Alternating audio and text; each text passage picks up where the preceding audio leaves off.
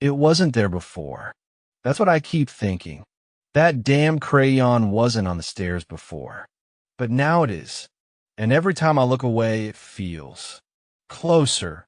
From Evan's journal, April 12th, 2024, the house was older than I'd remembered.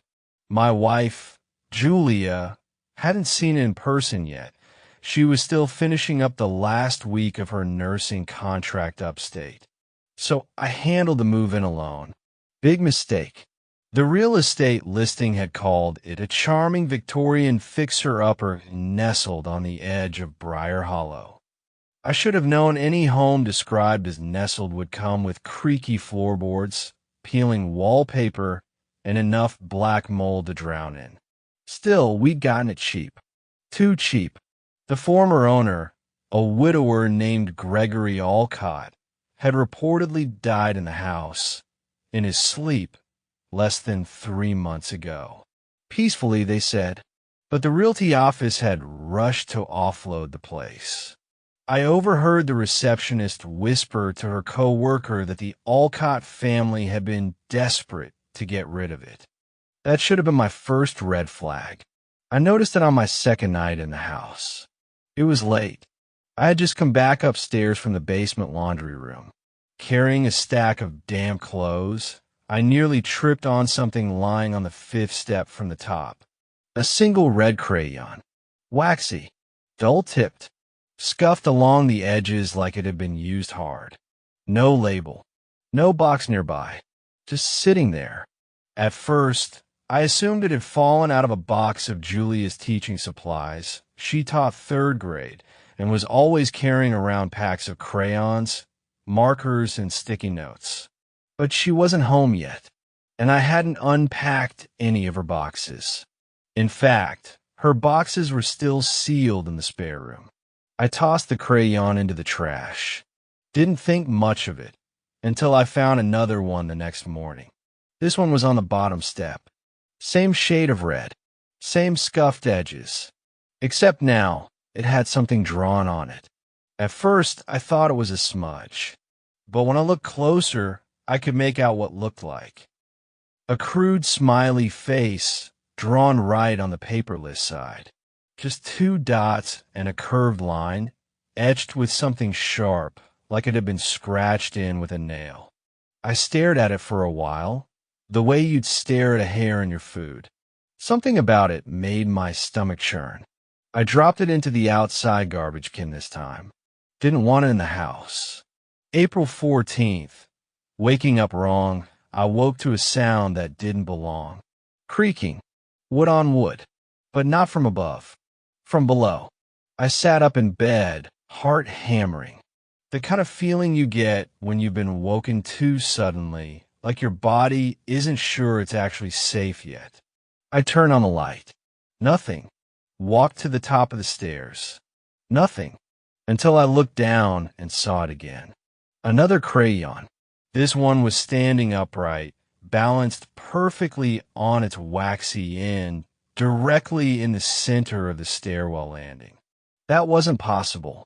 That thing shouldn't have been able to stand like that. Not on uneven wood. I didn't move it. I backed away and closed the bedroom door. April 15th. Julia comes home. Julia arrived that afternoon. I wanted to explain the crayons, the sounds, the feeling of something being wrong, but she was exhausted from a 6-hour drive. I didn't want to come off like I'd lost it. We had wine, laughed, talked about painting the kitchen. But that night she screamed, loud enough to jolt me out of a deep sleep. I found her standing in the hallway, pale, shaking. She pointed to the stairs. Why is there something written on the wall? I looked. Scrawled in a deep red wax, just above the baseboard, were 3 words. Hello. I see. April 16th. Something under the steps. We try to rationalize it. Maybe it was already there. Maybe one of the neighbor kids snuck in through the back. Maybe a squirrel with a crayon in its mouth did some tagging. But rationalization only works for so long, especially when I found the hollow under the stairs. I was checking the crawl space that afternoon, following a strange smell, hot wax, and mildew, when I noticed a wooden panel near the back that looked loose. I pried it open with a crowbar. Inside was a shallow compartment, empty save for two things: a small, dried-up pile of red crayons, at least 30 of them, all cracked and snapped in half. A yellowed piece of paper torn from a notebook with messy, childlike handwriting. "Don't look at him. Don't draw back. He likes stairs," and read, "April 17th. Read on the walls we plan to leave." That was it. We booked a motel in the next town over and started packing. Julia found another crayon in her pillowcase. This one had a fingernail embedded in the wax. She vomited in the sink. We threw our bags into the car and got in. The motel lights flickered that night, and when I pulled back the covers, there was a red crayon under my pillow again. I hadn't brought anything red. From Evan's journal, April 17th, 2024, we left the house around 6:30 p.m. Julia was crying in the passenger seat, holding a towel over her mouth. She said it felt like something was in her teeth, like grit or wax. I kept checking the rearview mirror, not for traffic, but for the stairs. They felt close. I know that makes no sense, but it felt like the house hadn't let go of us. Like it was watching from behind, crouched at the top of the staircase like a child pretending not to smile. The motel we checked into was basic. Musty. One of those places that looked abandoned even when full. But it was away. That night, we tried to sleep. At 3:12 a.m., Julia woke me. Not with a sound, but with a jolt. She was sitting upright in bed, stiff, her eyes wide open and unfocused, breathing hard. I asked what was wrong. She didn't answer. Her hand slowly rose and pointed to the nightstand between us. A single red crayon lay there, whole, pristine, standing on end again, balanced perfectly. We hadn't brought it. No one had entered the room. We checked the door, still locked. Windows, latched. And the front desk clerk, when we asked to check the security footage, gave us this blank look like we'd asked if ghosts pay in cash. "We don't have cameras," he said. "Nothing ever happens here." I had the first dream that night.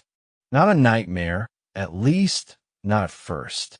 In the dream, I was 6 years old again, sitting on the stairs of my childhood home, drawing, red crayon in hand. There was a boy next to me, same age, same clothes, but I didn't know him. He looked blurred like a badly developed photograph. No eyes, no mouth, yet I heard his voice, clear as day.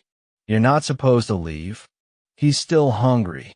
Then I looked down at what I'd drawn, a staircase, just like ours, covered in red wax lines. And at the bottom, a stick figure of me, head bent, mouth open, red spilling down the stairs like blood. I didn't want to. God knows I didn't.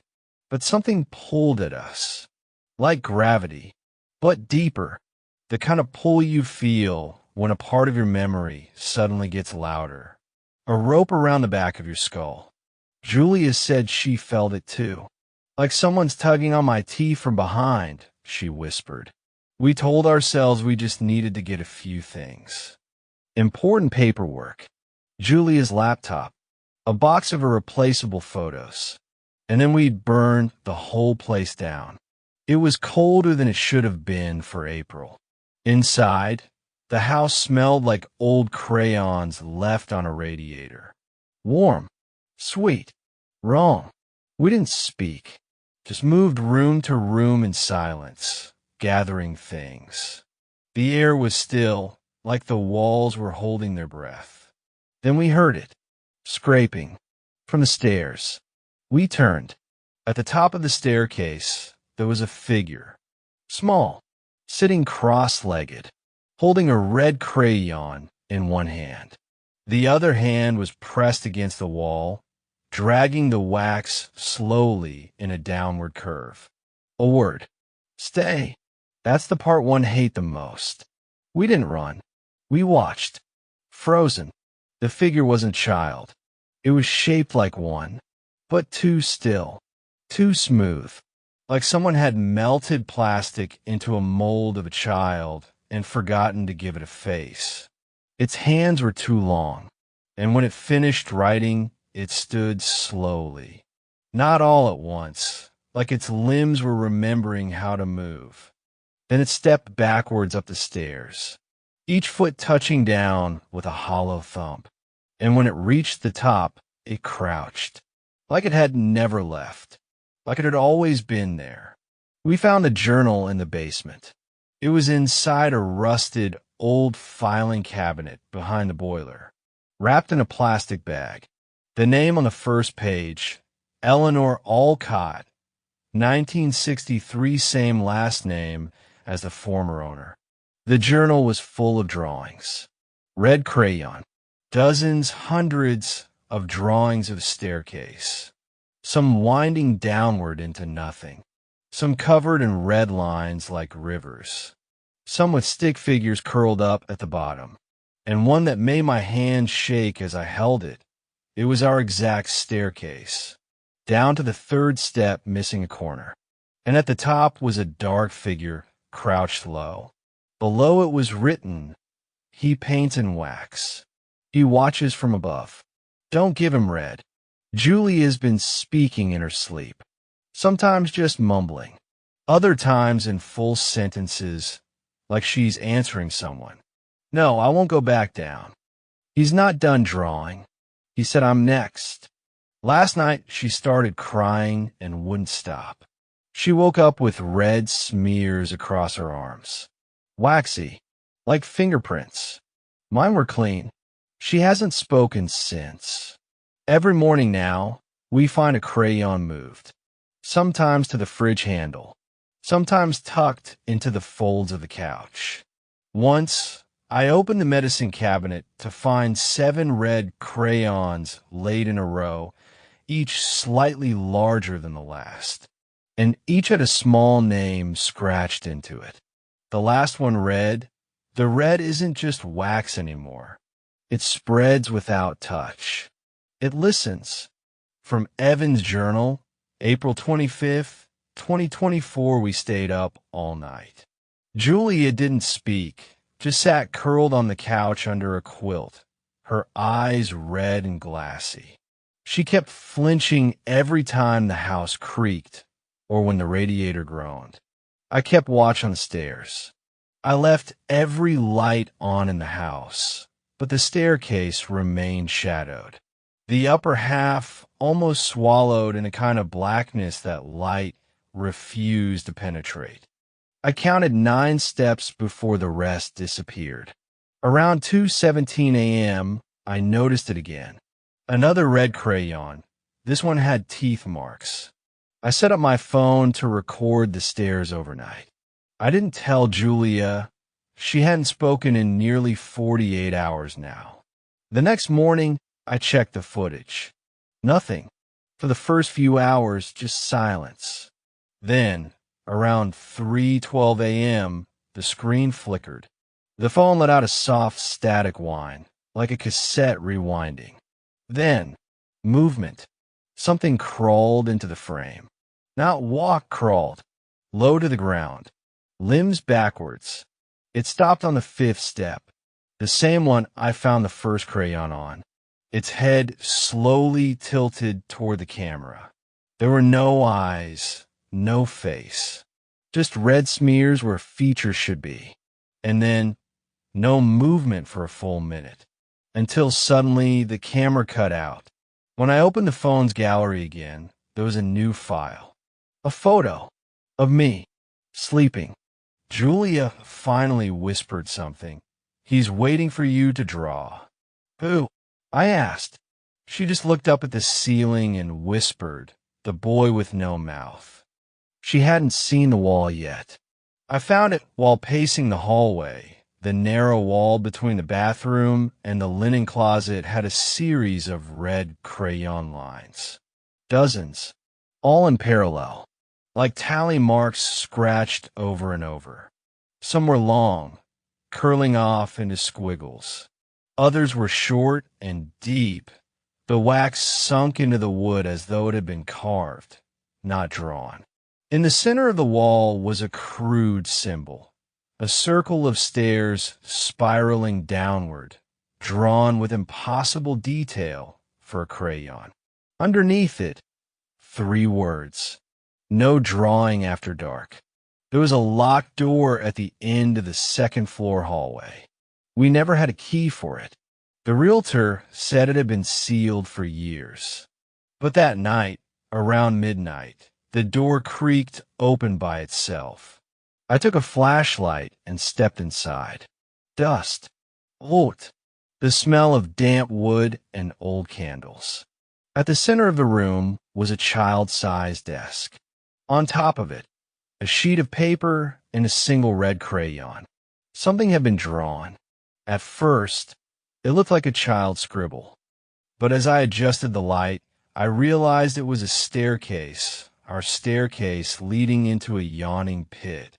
Tiny figures were drawn, falling into it. Each figure had a name written on its chest. One said Julia, another said me. We heard whispers behind the drywall. Not voices, just the sound of breathing. Wet, shallow, almost childlike. Then came the tapping, like fingers against plaster. Julia begged me not to answer. He's trying to come through, she whispered. Who is? The thing that eats the red. The drywall in the hallway began to bulge outward, as if someone were pressing their face into it from the other side. When I leaned close, I saw it. A mouth, stretching the paint. No lips, just a jagged line forming in the drywall like a tear. I hammered a board over it, and we moved our mattress downstairs. Julia screamed. I rushed to her side. She pointed to the staircase. He was standing there. Not a child this time. Taller. Wrong. A silhouette, red and flickering like a glitch in space. He took a single step down the stairs, and then vanished. On the step where he stood, another crayon lay. This one different. It was warm, still melting. I picked it up and dropped it instantly, because it had a pulse. We both blacked out. Woke up at the kitchen table with no memory of the last 10 hours. The clock said 4:17 a.m. Every mirror in the house had been smeared with red crayon. No faces reflected. Only a staircase, repeated in different variations. Sometimes ascending, sometimes spiraling. In one mirror, a child stood at the top, looking directly at me. When I turned around, no one was there. She left a note, scrawled in red crayon across the bedroom wall. Not written, but drawn in scratchy, jagged letters. He asked me to finish the picture. I said yes. Well, I'm sorry. I haven't seen her since. I counted them again. 12 stairs. Always 12. But today, there were 13. From Evan's journal, May 2nd, 2024, Julia is gone. It's been nearly 2 days, and I haven't heard from her. No calls, no texts. Her car is still in the driveway. Her shoes are by the door. It's like she just vanished. No sign of a struggle. No forced entry. Just that red message on the wall and a sudden, sickening stillness in the house. I tried calling the police. Tried explaining what was happening without sounding insane. They came, walked through the house, shrugged, said it looked like a domestic issue. They didn't see the crayon marks. They didn't hear the whispers. They didn't see the 13th step. I sat on the stairs today. I counted them, aloud, slowly, carefully. 1, 2, 3. all the way to 12. That's how many there had always been. Until today. Because when I turned to go back down, I felt it. A thud behind me. I turned, and there it was. A 13 step where blank wall used to be. Solid, dusty, slightly misaligned, like it had been added in haste. Sitting on that new step was a red crayon, whole and unused. It had my name scratched into the side. I waited until noon, full daylight, then climbed all 13 stairs. At the top, the hallway had changed, stretched longer. The light bulb that always flickered no longer worked. I walked to the end and found a new door, one that hadn't been there before. Painted red, unmarked. I opened it. Inside was a room with no furniture, just walls covered in childlike drawings, all in red crayon. Scenes of stick figures on stairs, stick figures falling, stick figures kneeling before something tall and black and smiling. At the far end of the room, one wall was entirely taken up by a massive drawing of a staircase leading straight down into darkness. Written above it, "Where the stairs yendi, you begin." I set up a camera in the red room. Let it record for 6 hours. When I reviewed the footage, I saw myself enter the room, but I never remember going in. On the video, I stood in front of the wall drawing of the downward staircase, then slowly sat down on the floor. I took a crayon, one that wasn't there before, and began to draw a doorway, over and over, in wild loops and angry red lines. By the time the footage cut off, the door was complete and pulsing faintly in the recording. I heard a child humming, coming from inside the walls. The tune was broken, off-key, the kind of thing a bored child might hum while coloring. The sound grew louder the closer I got to the staircase. When I stepped on the 13th step, the humming stopped, then whispered right in my ear, "She's still drawing." I turned on the bathroom sink this morning. Red liquid poured out. I thought it was blood, but it had no smell. It was thick, waxy. When it cooled, it solidified into pieces of red crayon. Inside each one, a tiny tooth. I vomited in the tub. There was another crayon balanced on the edge. This one had Julia's handwriting etched into the wax. Don't look back. I try to leave the house, but every exit leads back to the staircase. Front door opens onto the bottom step. Back door opens onto the middle of the stairs. Even the windows show the same impossible angle, like I'm floating just outside the railing. And now, the steps are multiplying. Every time I blink, another one appears. 14, 15, 17. At 21, I stop counting. Something is waiting at the top now. I don't want to see it. At 3:07 a.m., the scratching began. Not on the walls, not under the floor. From inside the ceiling above the staircase. Long, slow drags of something sharp and waxy, like a crayon dragged across drywall. Then a voice. "Hi." Delighted. Almost done. I found it in the red room. A new drawing on the far wall. Stick figure, standing on a staircase. My name underneath. Red wax dripping down from the head. No face. No arms. Just a single line across the throat. Then beside it a smaller figure. Smiling. Holding a crayon. Beside that, one more line of text. "Now it's your turn." I found her. Not in the house. Not alive. In the crayon. Her eyes were still moving. From Evan's voice log number 12, May 10th, 2024, the red room was different again. Not physically, the walls, the shape, the furniture hadn't changed. But the drawings had moved. They were no longer on the walls. Instead, They clustered across the floor. Thousands of red crayon marks covered the wooden planks, forming a spiral.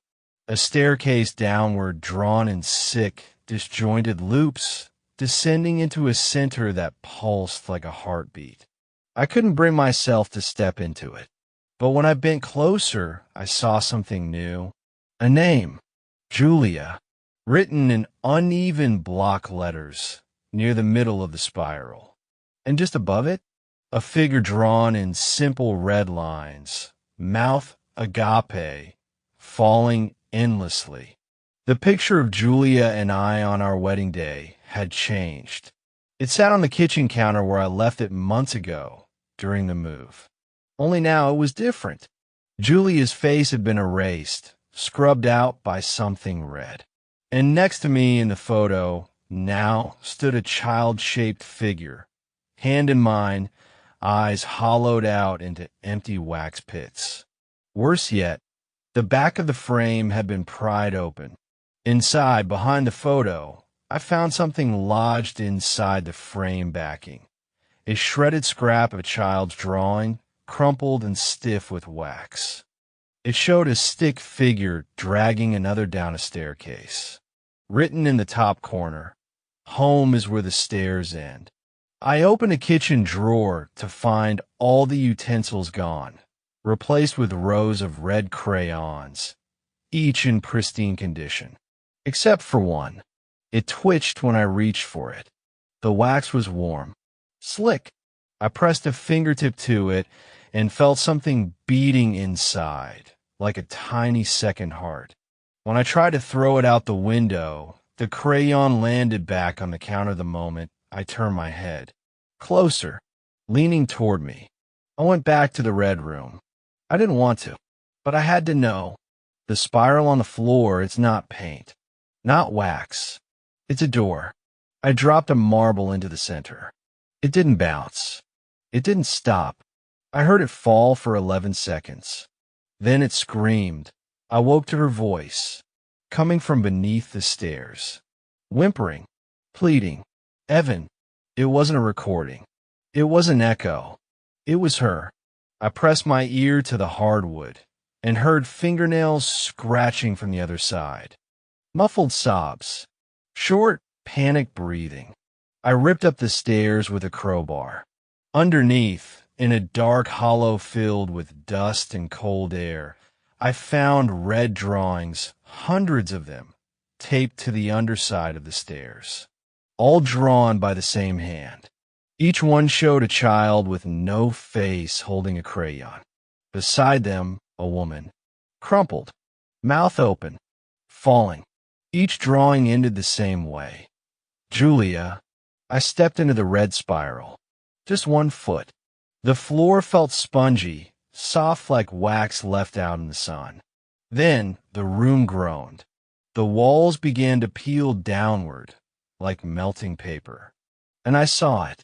Another staircase, drawn beneath the floor, slowly rising into dimensional form. It wasn't a metaphor. The house was growing another level, and it was below. I followed the new staircase. Each step let out a sick squish, as if I were walking across organs wrapped in wax paper. The red intensified the deeper I went.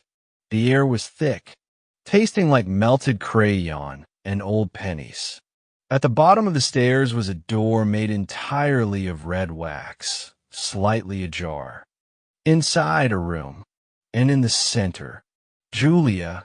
She was seated in a child's chair, stiff, pale, but breathing, barely.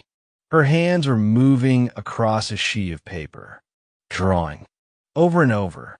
The same scene, a staircase, a man at the top, herself at the bottom. When I called her name, she didn't react. Only when I stepped into the room did her head jerk toward me. Her face was hollow, eyes lined with red wax, lips cracked. She whispered, "You're almost done." He stood behind me. I felt him before I saw him, cold breath against my spine, a quiet humming tune, off key. I turned. A small figure in a tattered red hoodie. Hands waxy, eyes absent. He offered me a crayon, and when I refused, he spoke. If you don't finish it, someone else will. Then we'll have to draw you in. I took the crayon. It was hot, soft. It breathed. Everything is ready. The lines are drawn in wax. The stairs beg for color.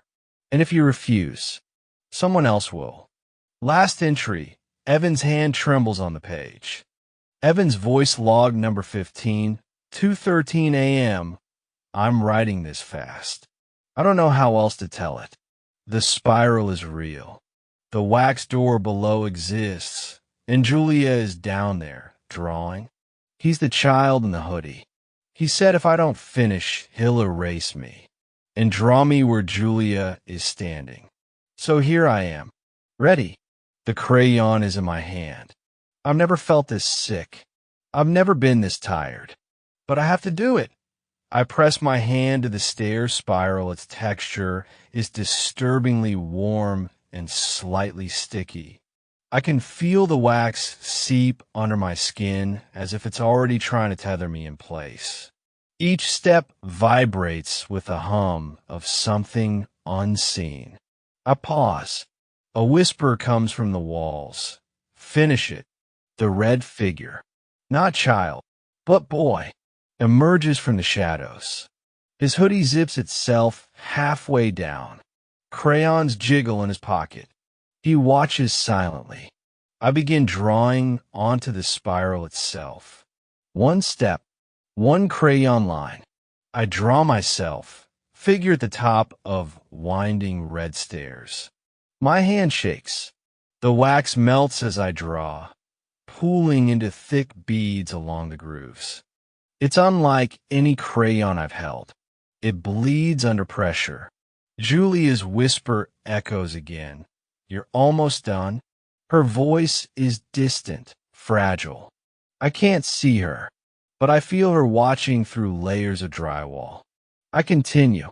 Another figure, no face beside me. His endless crayon eyes watch me draw. The clock. I freeze. This was the time the crayons first started appearing. Now all is silent, but for the scratching of the crayon on wood. I glance up.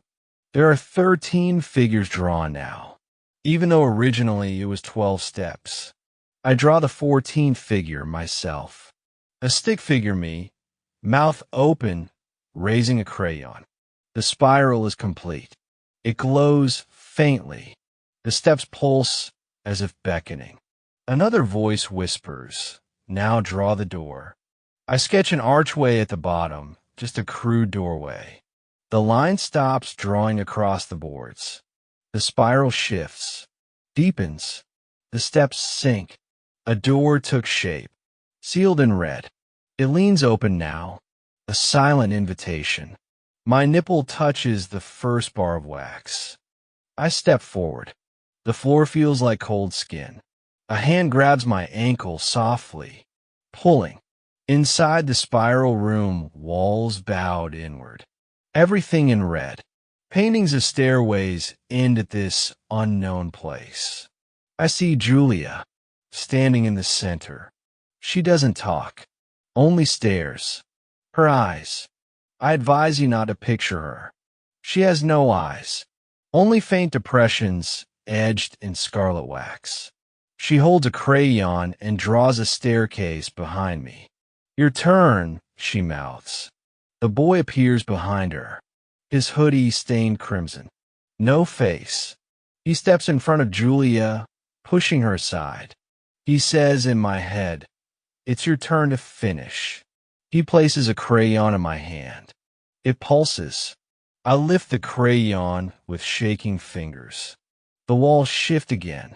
Stairs swirl behind me. I'm at the top. Below, everything dissolves into red wax, a pool. I can't breathe, but I draw. For lines at the bottom of the page. A doorway. Crude. Awful. And a stick figure dropping into the pool. That's me. Silence. The spiral stops humming. The wax hardens beneath my skin. Julia vanishes. The boy slides behind me. He whispers, "Good. You can rest now." He brushes his hand down my arm. It goes numb. All the crayons are gone. The spiral has disappeared. The staircase looks normal again. But when I touch the wood, there's texture under my skin. Like a relief. Raised lines. Steps. My journal eyes open. Next page blank. I leave the house. Door opens outward, back onto grass. My phone says 3 p.m. I'm not sure. Julia's car is still there. No sign of her. The house seems empty. Almost normal. The property manager says I'm free to resettle or leave. No one saw me at 4 a.m. No cameras running downstairs. But there's one thing. They found a single red crayon on the top doorstep. Scratched into it. Next. I'd hope to be done. But sometimes I wake up with crayon lines on my skin. Barely visible. I scratch them. Sometimes my reflection blinks late, like it's trying to keep up. When I dream, I'm sitting on stairs, red crayon in hand. And for downstairs, a voice. Finish it.